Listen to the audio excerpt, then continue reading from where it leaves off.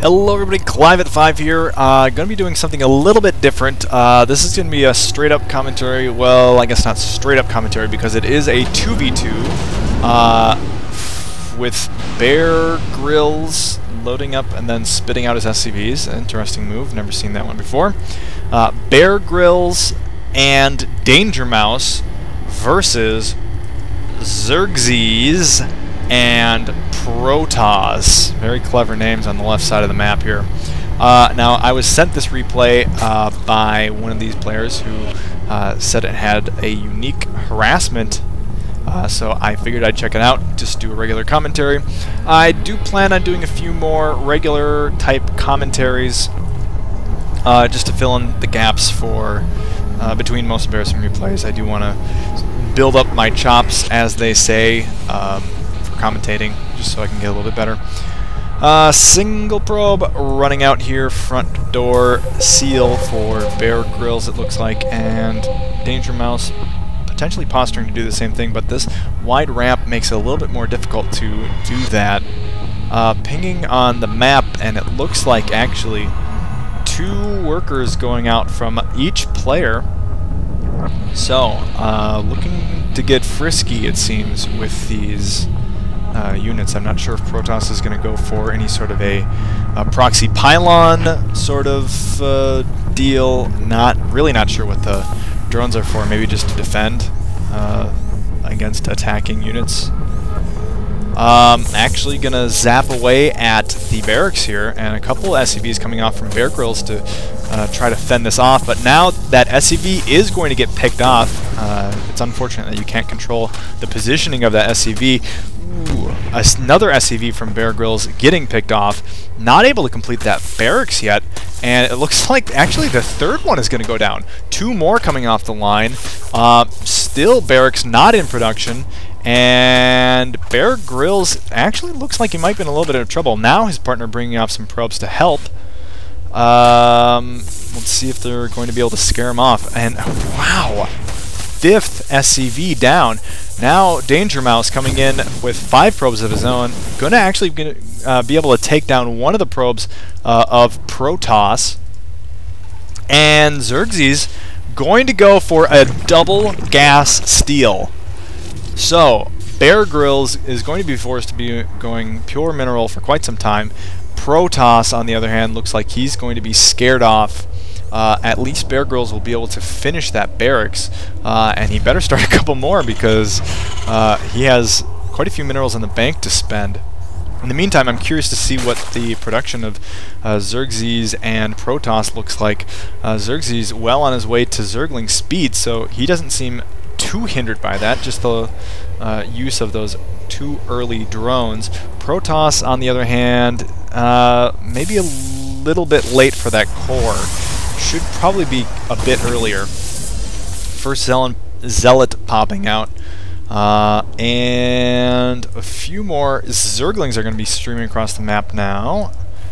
And a Baneling nest in production. So this is really, it's a genius build. You force, when it's ZVT, forcing your opponent to go marine heavy and then destroying it all with lots of Banelings. So nice play, one nice 1v1 strategy. These Zerglings are going to be forced to back off with the repairing SCVs and bad. Interesting. Still going to be pelleting away and pew-pewing, I don't know what you want to call that, away at this extractor, and that's only the first of 2. So quite a ways from gas. Just going to check the respective incomes. Bear Grylls way behind, losing 5 SCVs so early on. You can definitely tell the difference here. No gas yet. Jeez. Now Baneling starting to morph. And a few Marines on the ramp. They actually are spread out pretty nicely. I think if Xerxes lands a Baneling on this middle Marine, I think 3 of them will go down. No, actually going to go for the Protoss. Not really my first choice. I would have probably gone for the Terran again. Maybe he just wants to keep both players weak, not sure. Ooh, actually, Danger Mouse running when he should have confronted with those zealots. He would have been able to clean that up pretty easily, I think. But no, running and allowing himself to get picked off by those really fast Zerglings. Zerglings running to the side of the base. Quick pause. Okay, sorry about that. I had to pause and answer the phone. These Zerglings now morphing into Banelings, and there are going to be a couple of Zealots here. Unfortunately, the reduced life on those Zerglings is going to carry over, and only one of those Banelings is able to morph in time. Unfortunately for Xerxes, though Danger Mouse, I'm sure, is grateful for that. Interesting gateway positioning. I know Warp Gate is researched. Perhaps Protoss just didn't have physical access to another pylon, I guess. I don't know, that's kind of weird and pseudo-risky thing to do. Zergling's going to test the front, going to get picked off very easily. In the meantime, Protoss pushing up the base of Danger Mouse.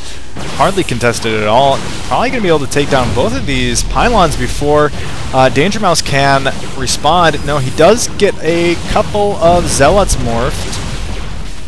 And, okay, well that answers the question. I always wondered if units warping in when gateways were powered down would continue to warp in. A single Immortal out on the scene. Not sure if I agree with the Immortal choice. Just with all the swarming units. But Danger Mouse is definitely in trouble here. Not able to get another Immortal out because he is Psy-blocked. Won't be able to produce any units until these pylons come up, and even then, now his last gateway is unpowered. Danger Mouse is in a lot of trouble, and these probes are going to die. That is just a fact. In the meantime, Bear Grylls still running a huge mineral deficit. Oh, Zerglings inside the base. Must have been able to run past this supply depot. And wow, taking down a lot of SCVs. However, the right side of the map does GG. Wow, very interesting strategy. And surprisingly not that harmful to your economy. Yeah, it is a little bit cheesy, but a couple of probes at, I think they're at like 8 or 10. I think I want to double check that, where they were about when they sent those first 2 probes. So it doesn't look like it's too much of an economic hit at that point, or less so than it would be. Still rather cheesy, I have to say. Nevertheless, a very interesting strategy, maybe something worth trying. Not that I ever like seeing cheese on my side of the map. So, anyway, yeah, just to reiterate, there go the 2, and he has about 8. Yeah, so at 10 he sends 2 of them, it seems. So yeah, something to look for, something to maybe try out on your own 2v2s. So yeah, just going to do a few regular replays to fill in the gaps between Most Embarrassing Replays, which airs Tuesday nights, of course, so do check that out Tuesday nights at 9 o'clock Central. See you actually tonight, if this replay gets up in time and you watch it. Be there.